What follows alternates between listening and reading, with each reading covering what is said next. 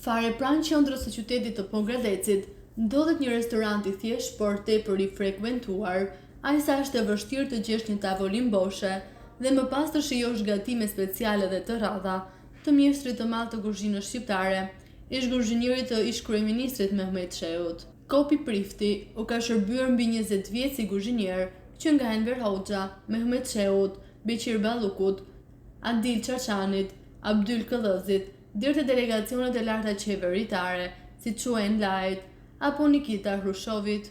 Kopi Prifti pranon të rrëfej ekskluzivisht preferencat dhe tekat e personave VIP të asaj kohe, që u ka shërbyer mbi 20 vjet në blok në Tiranë dhe në vilat e Pogradecit. Teksa u pyet se çfarë ushqime hanin udhëheqësit e lartë komunist, ai është shprehur se Enver Hoxha ka patur kuzhinier personal, Stafi Laçin, kurse unë kam qenë kuzhinier personal i Mehmet Sheut, por ne në blok gatuonim së bashku me Stafi Laçin, sidomos kur vinim në Pogradec së bashku me udhëheqjen e lartë.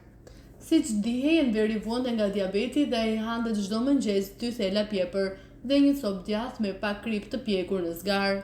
Mëngjesi vetëm kaq ishte, më pas pinte një kafe turke pa sheqer.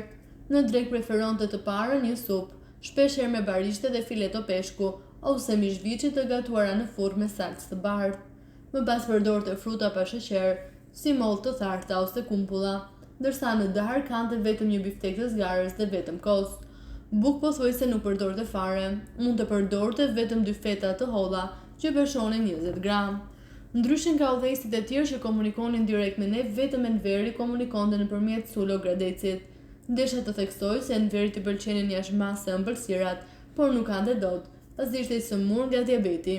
Pëlqente ëmbëlsirat gjirokastrite, petë të holla, të mbushura me krem pasqërie dhe shurup. Teksa u pyet si ishte fillimi si kuzhinier i Mehmet Sheut, ai është shprehur se sapo filloi kuzhinier pranë Mehmet Sheut në 1973-shit, pas largimit të Fatmir Gjelit, më thirrën mjekët e tij dhe më thanë: "Kopi, me familjen e kryeministrit duhet të jesh shumë i kujdesshëm, pasi shoku Mehmet dhe Fiqëreti vuajnë nga kolesteroli, prandaj kish shumë kujdes me lyrën."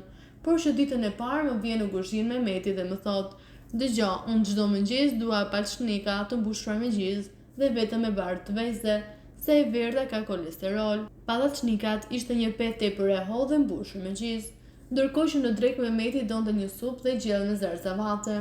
Në darkë vetëm një kos dhe konsumonte shumë fruta nga ato që kishte rreth bilës së tij. Mehmeti dilte shumë për gjatë dhe i pëlqente gatimi i shpendëve dhe kafshëve të egra, si lepuri, deri i egër, thellëzat apo fazanët, për të cilat kisha receta të veçanta të gatimit. Mehmet Sheu kishte hije shumë të rëndë, por ishte shumë njerëzor, po ta njihje nga afër, ishte shumë i dashur. Kur kishte kohë të lirë, më vinte te kuzhina dhe më thoshte: "Bëhë more Kopi, pa na dha fos pak ande nga Pogradeci." Bëni muhabet dhe shaka të ndryshme. Një natë isham duke punuar në kuzhinë kur dëgjova që i thirrri me inat shoqëruesit: "Çfarë po bëni ju?" "Ja," i thanë ata, "po shikojmë festivalin në Gjirokastrës." "Po Kopin ku e keni, thirreni këtu."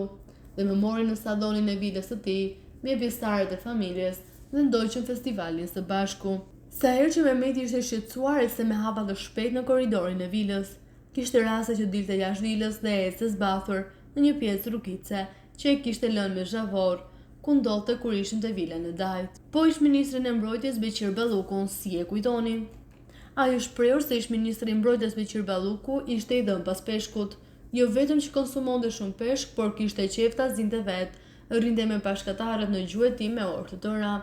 Një ditë kishte kapur në rrjet një peshk të vogël që quhet pllasica, rreth 10 cm i madh. "Eja Kopi," më tha ai piq, "se dhe këta peshqit e vegjël kanë lezetin e tyre." E poqëm në një zgarë dhe hante peshkun direkt nga zgara. Një ditë tjetër kishte kapur me peshkatarët një krap të madh rreth 10 kg. Ja gatova dhe hëngri një sasi të madhe peshku. Hapi më pas një shishe me verë, por ajo i doli e prishur. U shqetësuan të gjithë. Ndodhi dhe kështu është për Beqiri duke qeshur. Ishte tip shumë popullor dhe kur vinte me pushime më tepër, merrej me gjuetin e peshkut. Një herë Hagi Toska sapo hëngri drek, i filluan dhimbjet e gjoksi. Vjen mjeku i tij dhe i thotë: "Do kesh helmim nga peshku që hëngen në drek."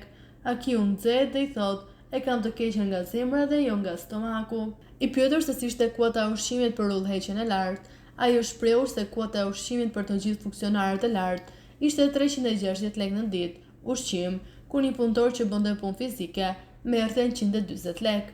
Vetëm Enver Hoxha dhe Mehmet Çeu nuk kishin kuotë ku ata mund të konsumonin sa të donin.